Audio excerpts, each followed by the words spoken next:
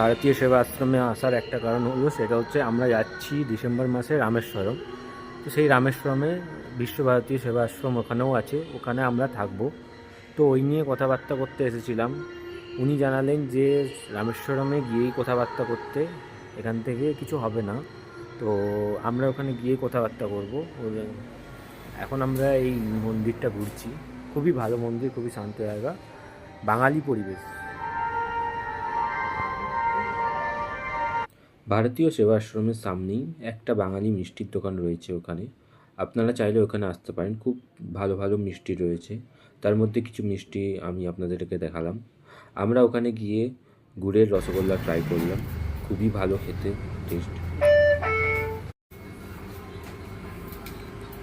মিষ্টি হুম, রসগোল্লা এই তো অসাধারণ। অসাধারণ।